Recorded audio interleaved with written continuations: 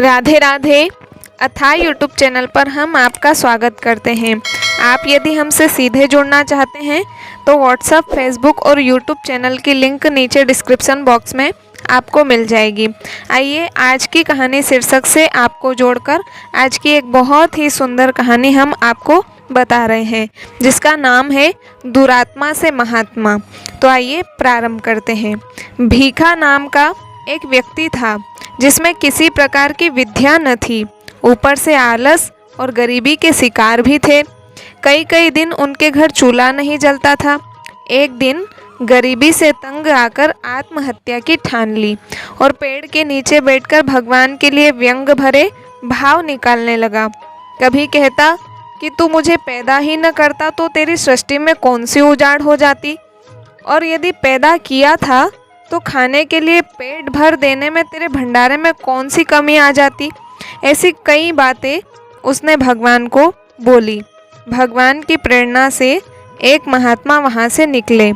उन्होंने भीखा की सारी बात सुनकर कहा, अगर तुम सचमुच गरीब हो तो अपनी एक वस्तु दे दो, हम तुम्हें उस वस्तु के बदले 1000 रुपये देने को तैयार हैं। भीखा ने कहा, क्यों मजाक करते हो, मैं तो भूखा मर रहा हूँ, तुम कह रहे हो कि तुम अपनी वस्तु दे दो, मेरे पास तो कोई वस्तु नहीं है। महात्मा ने कहा, हमारा काम किसी से मजाक करना नहीं है, तुम एक वस्तु देने का वचन दो, हम तुम्हें इसके बदले 10,000 देने को तैयार हैं। और महात्मा ने अपनी झोली से कुछ सोने की मोहरें निकालकर उसके सामने रख दी। भीखा अचंभे में पड़ गया कि मेरे पास ऐसा क्या है। अंत में वह देने को तैयार हो गया और महात्मा से कहा कि मुझे आपकी बात स्वीकार है। महात्मा बोले, अपनी एक आँख दे दो, इसके बदले में 10,000 रुपये नगद देता हूँ तुमको। यह देखकर कि भिखू आँख नहीं देना चाहता, वे बोले कि आँख नहीं तो कान दे दो। भिखू ने कान देने के लिए भी मना कर दिया, आँख देने के लिए भी मना कर दिया। महात्मा जी कहते हैं, आँख नहीं दे सकते, कान नहीं दे सकते तो हाथ पाँव कुछ भी दे दो। भिखू ने सब चीज़ें देने से इनकार कर दिया। महात्मा बोले, अच्छा एक उंगली काट के दे दो। भिखू ने सब नामंजूर कर दिया, पर उसकी समझ में आ गया कि यह मानव शरीर अनमोल है, इसका एक एक अंग बेचने से बहुत धन प्राप्त हो सकता है, और वो सारे अंग, ये मानव तन भगवान ने हमको बिना मोल के ही दे दिया। फिर महात्मा ने भिखू को समझाया कि शरीर से भी ज़्यादा मन मूल्यवान है, मन से श्रेष्ठ बुद्धि है। बुद्धि विवेकपूर्ण अपना काम नहीं करे तो शरीर के सारे अंग व्यर्थ हो जाते हैं। अंत में समझाया कि बुद्धि भी अपने आप में कुछ नहीं है, उसमें भी आत्मा की शक्ति है, उसी से यह सारे काम करती है।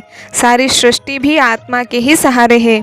यह सुनकर भिखू की आँख हमेशा के लिए खुल गई। जिन विचारों ने भिखू को कंगाल बना रखा था, उन्हें समेटकर भिखू ने अपने आप को भक्ति की तरफ लगा दिया और वे ब्रह्म को प्राप्त हो गए। इस प्रकार दुरात्मा से महात्मा बन गए।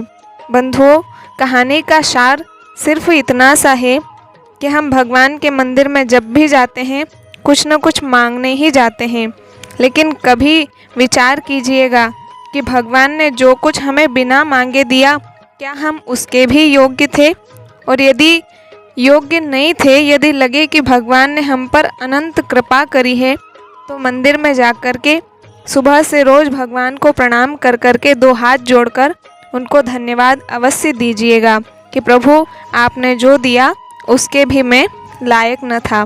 कहानी आपको अच्छी लगी हो तो वीडियो को लाइक करें, कमेंट करें, शेयर करें और हमारे चैनल को सब्सक्राइब करना बिल्कुल न भूलें, क्योंकि ऐसी ही सुंदर सुंदर प्रेरणादायक कहानियाँ हम आपके लिए रोज़ लेकर के आते हैं। मिलते हैं अगले वीडियो में, तब तक के लिए सभी को राधे राधे।